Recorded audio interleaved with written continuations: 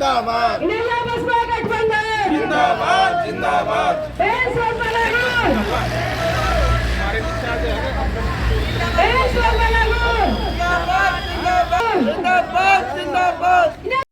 जय भीम साथियों, मैं फूल कुमार नंबरदार, जिला अध्यक्ष बहुजन समाज पार्टी पानीपत।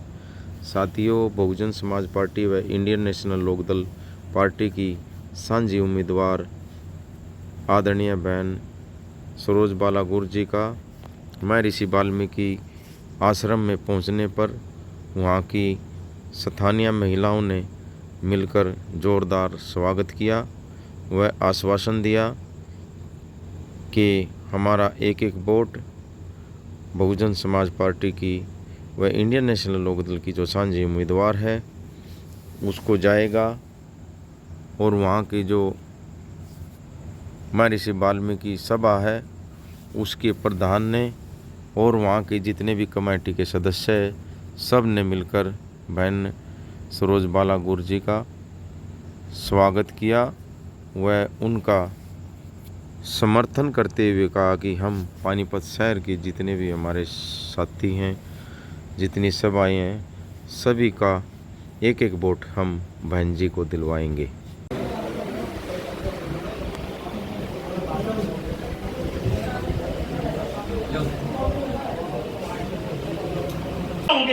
आज हम अगर विधानसभा के अगर काम देखें, एक एमपी या एमएलए के काम देखें तो भारतीय संविधान के अंदर वो काम दिए गए हैं।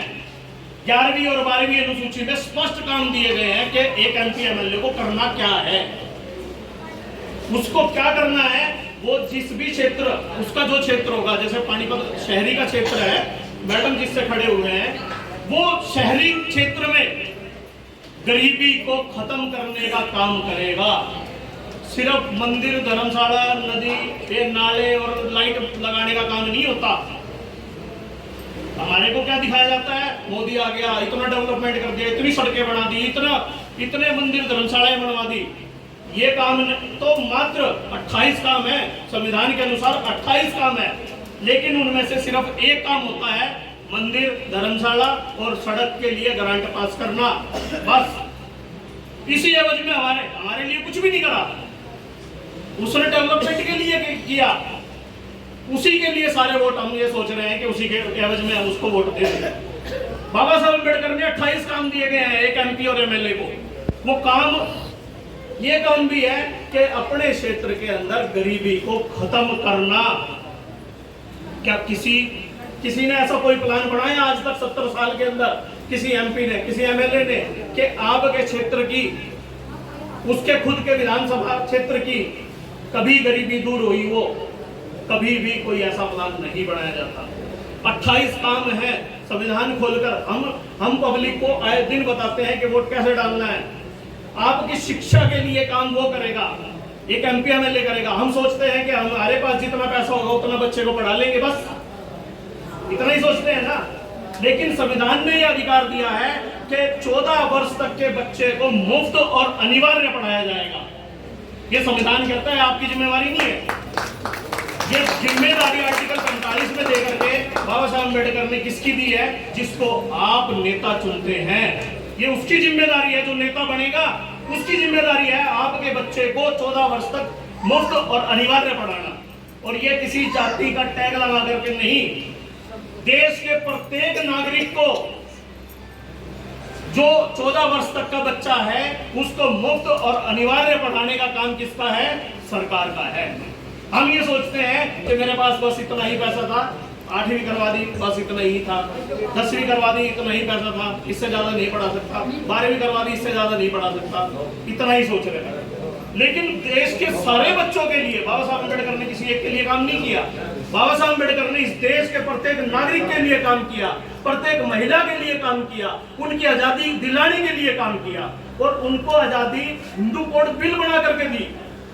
तलाक लेने का अधिकार नहीं था, जमीन जायदाद में महिलाओं को अधिकार नहीं था। बाबा साहब अम्बेडकर ने ये अधिकार संविधान के अंदर दिए, हिंदू कोड बिल बना करके दिए कि कोई भी ऐसे ही कोई छोड़ देता था और ऐसे ही किसी को ले आता था, ऐसे ही कितनी भी शादियां कर लेता था। इस सारी पाबंदियों का काम बाबा साहब अम्बेडकर ने हिंदू कोड बिल में किया, किसी ने भी नहीं किया आज तक। महिला को 2 अधिकार दिए, अपने पति की जमीन पर भी अधिकार दिया और अपने मायके की भी जमीन पर अधिकार दिया। ये बाबा साहब अम्बेडकर ने काम किए। आजादी दिलाने का, आजादी कब होगी? जब हमारे पास कुछ होगा, हक अधिकार होंगे, तब आजादी मिलती है। ये ऐसे ही कह देने से कि भाई आजाद हो गए, 1947 में कह दिया कि आप आजाद हो गए, हम ये सोच रहे आजाद हो गए। अरे कहीं अभी तक भी हमें आजादी से वोट डालने का भी अधिकार नहीं है। आज तो इतनी नौबत आ चुकी है कि ये कहा जा रहा है कि या तो कांग्रेस को डाल दो या फिर बीजेपी को डाल दो, अपना वोट वेस्ट मत करना।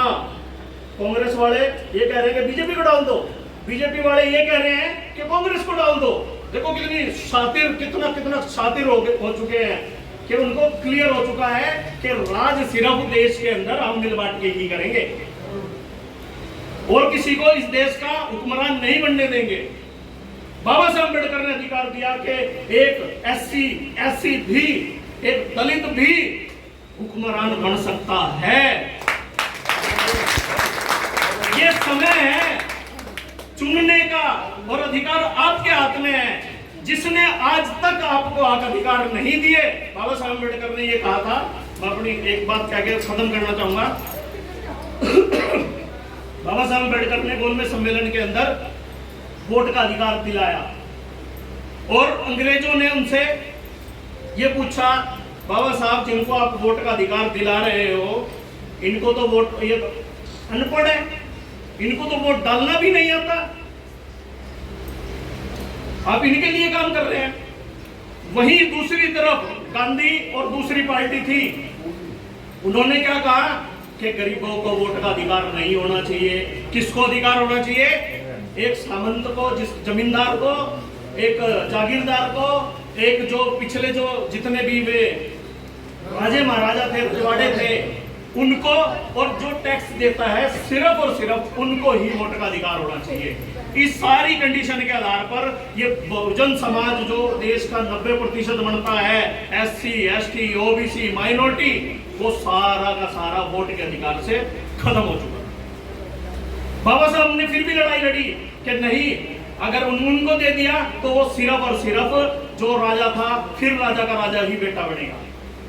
बाबा साहब ने समानता लाने के लिए कि कोई भी हुक्मरान बन सकता है, जिसको ये लगता है कि मैं देश के लिए कुछ काम करूंगा, मैं आम जनता के लिए कुछ कर सकता हूं, बाबा साहब ने उन सभी को अधिकार दिया, वो सभी इलेक्शन लड़ सकते हैं। किसी को भी ये नहीं है कि वो चुनाव नहीं लड़ सकता। जिसके दिल में ये हो कि मैं देश के लिए कुछ करूंगा, कुछ आगे आए और चुनाव लड़े और जीत करके अपने समाज के लिए काम करें। रेगुलर तो उसके बाद और भी लेट हुई, तो क्या इसका अधिकार नहीं है ओल्ड पेंशन स्कीम का? बताओ, 2006 के बाद जो लगा, क्या उसको पेंशन का राइट नहीं, अधिकार नहीं है ना? तो बदल दो इस सरकार को, कांग्रेस का हराओ, जिसने पॉलिसी बंद कर दी, हराओगे। बीजेपी सरकार जो हमारा शोषण कर रही है, RT एक्ट में स्कूल खुलना चाहिए, ये 25 का भरना करके बंद कर दिए, स्कूल बंद कर दिए। स्कूल बंद होगा तो टीचर कहाँ से लगेंगे, है ना? दूसरा, हमारा जो मिसमैच, पोर्टल ये फैमिली आईडी, ये आईडी बना रखिए ना भाई, सरकार ले आओ, आपका ये पोर्टल बंद, सिर्फ राशन कार्ड से सारे काम होंगे। मिसमैच से ना तो स्टाइपेंड रुकेगा, ना किसी की तनख्वाह रुकेगी, ना राशन लेने के लिए अंगूठा लगाना पड़ेगा। अगर नहीं, बताओ, है ना अच्छे स्कीम? हाँ जी। तो मेरा भी एक अंगूठा लगाना, नंबर 4 पे हाथी का यार, ये चीजें तब पूरी होंगी जब हाथी का बटन दबाओगे। सबसे बड़ी बात आप लोगों के लिए चैलेंज है कि जनरल सीट पे एक रिजर्व कैटेगरी की लड़की खड़ी है, मानते हैं?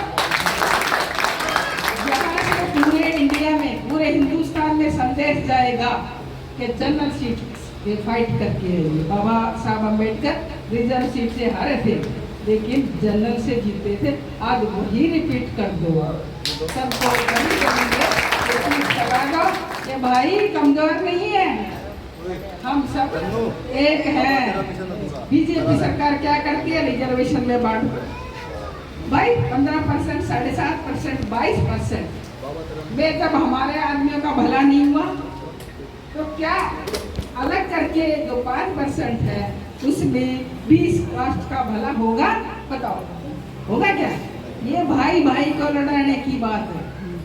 तो मैं ये चाहूंगी कि इस बीजेपी को भगाओ और अपना जो राइट है, जो अधिकार है, वो लेना सीखो।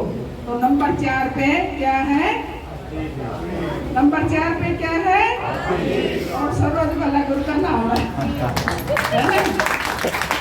मैं किस भी गली में जाती हूँ, मेरा कोई एम्प्लॉय मिलता है, कोई मेरा स्टूडेंट मिलता है, कोई मेरा स्टाफ का मिलता है। हमारे लोगों का जो राइट था आरक्षण का, वो धीरे धीरे कॉन्ट्रैक्ट की जोर में खत्म कर दिया। इन्होंने बसपा की सरकार लाओ सागर, मैं ये सबके बीच में साक्षी रहोगे आप लोग। जो मैं बोल रही हूँ वो होगा कि हर घर नौकरी होगी। अगर नौकरी नहीं मिली तो 21,000 रुपये बेरोजगारी भत्ता दिया जाएगा। अब ये बुजुर्गों की बात लगा लो, बताओ जरा पेंशन किसने शुरू करी थी? वृद्धावस्था पेंशन बताओ। ताऊ देवीलाल याद है? 100 रुपये की। मुश्किलें उस टाइम आई थी कि कैसे पूरा होगा, लेकिन शुरू किया जैसे ही सरकार है। अब इन्होंने बसपा की सरकार लाओ और वृद्धावस्था की 7500 रुपये पेंशन पाओ। कार्ड सबको मिल गया होगा, आप कार्ड को संभाल के रखना। जिस दिन भाई अभेसिक चौटाला जी सीएम बनेंगे, आप मेरे पास आ जाना, मैं दिखाऊंगी 7500 मिलने शुरू हो गए। हमारे बुजुर्ग घर में 2 हैं, 7500 15,000 हो गए, रह सकते हैं ना ठीक।